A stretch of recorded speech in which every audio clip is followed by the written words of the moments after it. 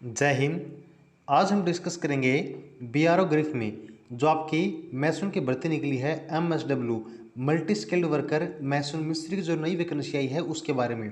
आज इस वीडियो में हम मैसून के बारे में जो है कंप्लीट इन्फॉर्मेशन आपको देने वाले हैं, जैसे कि इसका सिलेबस क्या रहने वाला है, इसका जो सिलेबस रहेगा वो आपको कैसे तैयार करना है, कहाँ से तैयार करना है, वो सब हम डिस्कस करेंगे। इसके साथ ही मैसून की भर्ती में जो आपका ट्रेड टेस्ट होता है उसमें आपका ट्रेड टेस्ट कैसे होता है, किस पैटर्न में होता है, कितने नंबर का होता है, आपको क्या स्ट्रेटजी अपनानी चाहिए ताकि ट्रेड टेस्ट में आप जो अपना बेस्ट स्कोर जो अचीव कर सकें। इसके अलावा जो आपके एडमिट कार्ड की कट ऑफ रहने वाली है वो आपकी क्या कट ऑफ रहेगी, यानी कि किस कट ऑफ को आप सेफ मान सकते हैं जिससे आप ये श्योर हों कि हाँ आपका एडमिट कार्ड जो है वो पक्का आएगा। इसके अलावा जो आपकी मेरिट लिस्ट बनती है उसके लिए आपको क्या स्ट्रेटजी अपनानी चाहिए ताकि मेरिट लिस्ट में आप जो है टॉप कर सकें।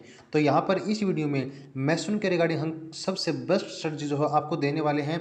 मैं आपको यकीन दिलाता हूँ कि इस वीडियो को देखने के बाद आपको इसके अलावा अदर कोई भी वीडियो देखने की जरूरत नहीं होगी। यहाँ पर हमको सबसे जो बेस्ट स्ट्रेटजी है मैसून के रिगार्डिंग वो प्रोवाइड करने वाले हैं। तो चलिए वीडियो को स्टार्ट करते हैं। तो यहाँ पे देखिएगा, ये मैंने आपके सामने जो ऑफिशियल नोटिफिकेशन है बीआरओ ग्रिफ का ये ओपन किया हुआ है। यहाँ पर जब नंबर 5 पे आप देखते हैं तो देखिएगा यहाँ पर आपकी जो एमएसडब्ल्यू मैसून की वैकेंसी हैं उसकी डिटेल दी गई हैं। टोटल 100 वैकेंसी आपकी यहाँ पर रहने वाली हैं, जिसमें अगर हम कैटेगरी वाइज वैकेंसी की बात करें तो जनरल कैटेगरी की आपकी 41 वैकेंसी, एससी की 15, एसटी की 7, ओबीसी की 27, ईडब्ल्यूएस की आपके 10, यानी कि टोटल मिलाकर 100 वैकेंसी जो आपकी यहाँ पर रहने वाली हैं।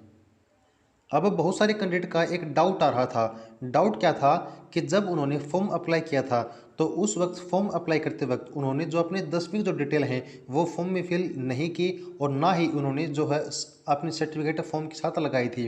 तो क्या उनका फॉर्म रिजेक्ट हो जाएगा?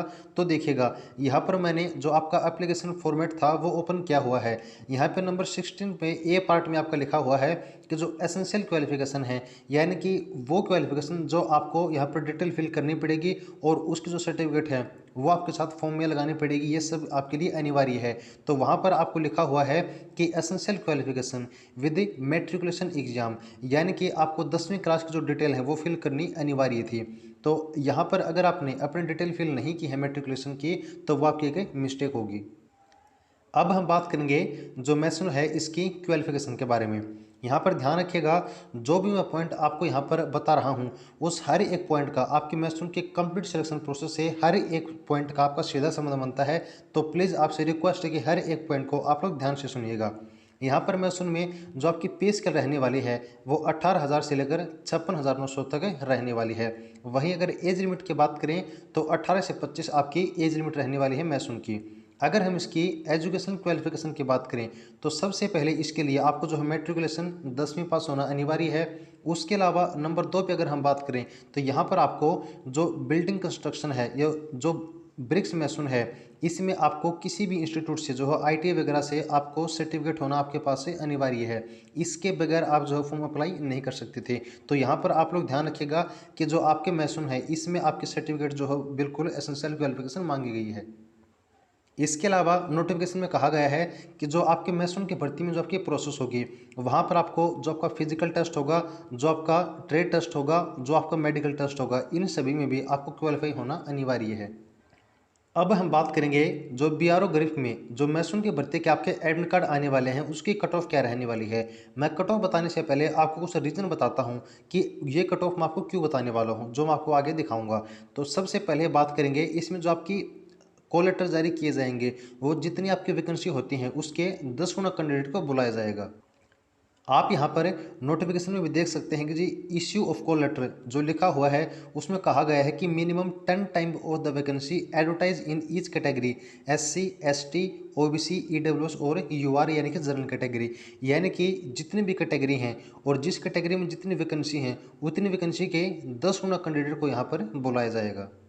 तो इससे क्या होता है कि आपके जो एडमिट कार्ड की कट ऑफ होती है इसके ऊपर बहुत ज़्यादा असर आपको देखने को मिलता है। वहीं नंबर 2 पे अगर हम बात करें आपकी प्रीवियस ईयर भर्ती की कट ऑफ के बारे में, तो एक बार जो बीआरओ में कुक की भर्ती आई थी उसमें क्या हुआ था कि पोस्ट तो आपकी 100 से 150 के आसपास थी, लेकिन जो कॉल लेटर जो एडमिट कार्ड जारी किए गए थे वो 10,000 के आसपास कैंडिडेट को किए गए थे।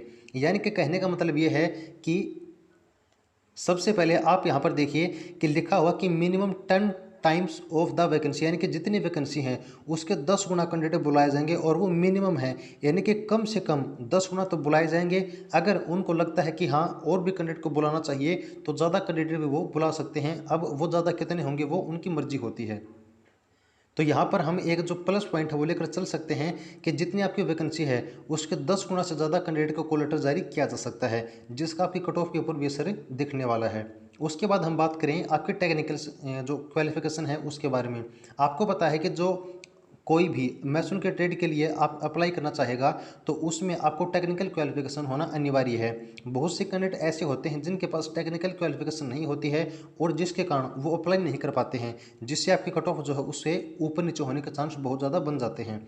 वहाँ पर अगर हम अगला पॉइंट बात करें तो आपकी कैटेगरी वाइज जो कट ऑफ है वो एडमिट कार्ड के रहने वाली है। जैसा कि मैंने आपको अभी नोटिफिकेशन में दिखाया था, वहाँ पर आपको साफ साफ कहा गया है कि जो आपके एडमिट कार्ड जारी किए जाएंगे वो कैटेगरी वाइज जितनी वैकेंसी हैं उसके अकॉर्डिंग जो जारी किए जाएंगे।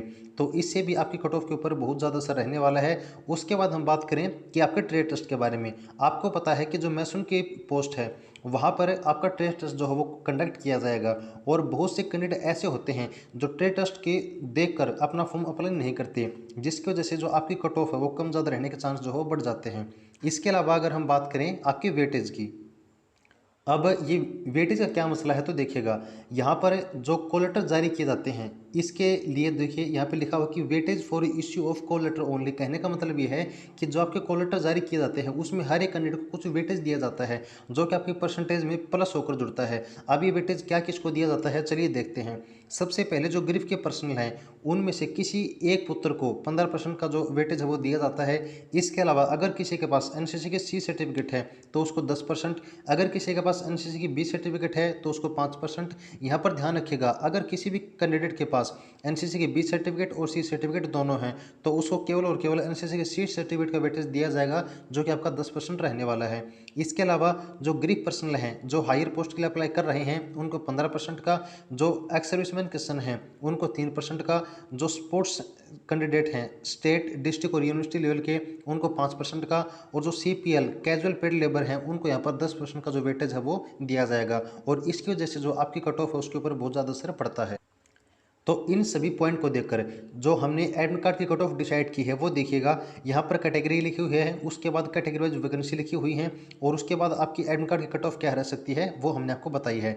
तो देखिएगा, जनरल कैटेगरी की 41 वैकेंसी हैं और जो कट ऑफ है वो आपकी 71%, एसटी कैटेगरी की 76%, एसटी की 80%, ओबीसी की 71% और ईडब्ल्यूएस की यहाँ पर 70% जो कट ऑफ है एडमिट कार्ड की रहने वाली है। अगर आप इस जो कट ऑफ है इसके अंडर आते हैं तो आप अपना एडमिट कार्ड जो कंफर्म मान सकते हैं कि हाँ आपका एडमिट कार्ड श्योर है आएगा। अब हम बात करेंगे कि जो आपके एडमिट कार्ड आने वाले हैं वो कब तक आने वाले हैं। तो देखिएगा, यहाँ पर भी सबसे पहले मैं आपको कुछ रीज़न बताता हूँ कि आपके एडमिट कार्ड कब तक आने के चांस हैं। सबसे पहला, आपके जो बीआरओ की जितनी भी प्रीवियस ईयर भर्ती हैं, जितनी भी जो पीछे की भर्ती हैं वो कंप्लीट हो चुके हैं, यानी कि अब बीआरओ को केवल और केवल आपकी इसी भर्ती को कंप्लीट करवाना है। तो ये आपके लिए एडमिट कार्ड फास्ट आने के प्रोसेस एक बन जाती है। इसके अलावा जो फॉर्म अप्लाई करने की प्रोसेस थी कैंडिडेट के द्वारा उसके लास्ट डेट भी जा चुकी है, यानी कि जो आपके फॉर्म है वो भी कंप्लीट हो चुके हैं। जो आपके लास्ट डेट थी फॉर्म अप्लाई करने की वो थी 5 मई 2021, यानी कि अब बीआरओ के पास आपके सभी फॉर्म का डाटा जो है वो उनके पास रखा हुआ है।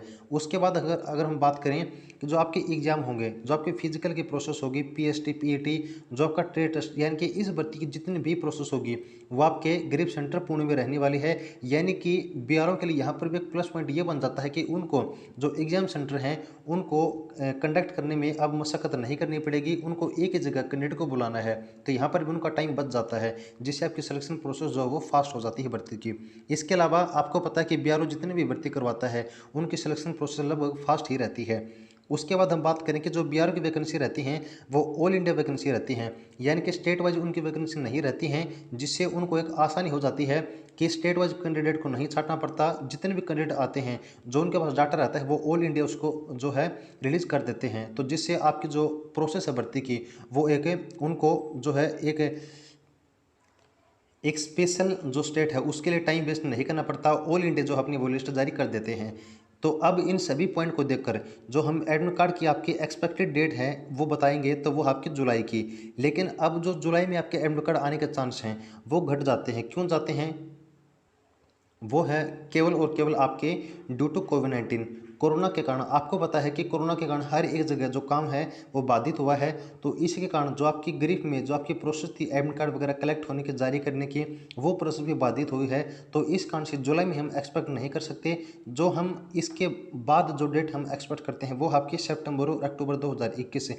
इसमें हम सो नहीं बल्कि 101% कह सकते हैं कि जो आपके एडमिट कार्ड हैं वो पक्का आ जाएंगे। ये आपके लास्ट हैं, सितंबर और अक्टूबर, इनमें आपको आपके एडमिट कार्ड देखने को मिल जाएंगे। तो इस डेट को देखकर, इतने दिन को देखकर आप अपनी तैयारी जो है तकड़े तरीके से शुरू कर सकते हैं। अब हम बात करेंगे जो आपकी मैसून ट्रेड है उसकी फिजिकल की, उसकी ट्रेड टेस्ट की, उसके रिटन एग्जाम की। तो देखिएगा जो आपकी मैसून की ट्रेड रहने वाली है वो ग्रुप सी की पोस्ट आपकी रहने वाली है। अगर हम बात करें इसमें फिजिकल क्या होगा, तो इसमें 1 मील आपके रेस होने वाली है जो कि आपको 10 मिनट में क्वालिफाई करनी है। इसके कोई भी नंबर आपको नहीं दिए जाएंगे, ये केवल और केवल आपकी क्वालिफाइंग नेचर के रहने वाली है। उसके बाद हम बात करेंगे जो आपके मैसून में जो ट्रेड टेस्ट होता है उसके बारे में।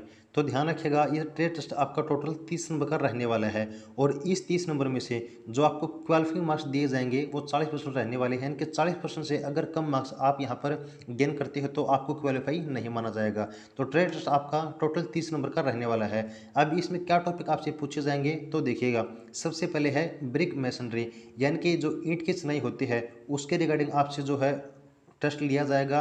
उसके बाद जो स्टोन मैसनरी होती है, जो पत्थर की चिनाई होती है, उसके बारे में आपसे जानकारी ली जाएगी। इसके अलावा जो mixing motor as per proportion, यानी कि जो मोटर होता है उसको अनुपात में आपको कैसे मिक्स करना है, किस तरीके से मिक्स करना है, वो आपसे जानकारी ली जाएगी। जो यूज ऑफ वाइब्रेटर, जो वाइब्रेटर होता है उसका यूज आपको कैसे करना है वो आपसे देखा जाएगा। जो इरेक्टिंग नॉलेज ऑफ सेटरिंग, जो सेटरिंग के नॉलेज आपके होने चाहिए कि किस प्रकार से इसका जो निर्माण कार्य है वो होता है, वो आपसे पूछा जाएगा। जो क्योरिंग प्रोसीजर है, यानी कि जो आपकी बिल्डिंग कंस्ट्रक्शन होती है उसमें देखभाल का कार्य कैसे किया जाता है, वो सब आपसे यहाँ पर ट्रेड टेस्ट के थ्रू पूछा जाएगा। और यहाँ पर ट्रेड टेस्ट आपका क्वालिफाइंग नेचर का नहीं बल्कि 30 नंबर का रहने वाला है, जिसमें से आपको 40% जो है क्वालिफाई होने के लिए कम से कम आपको लाने पड़ेंगे।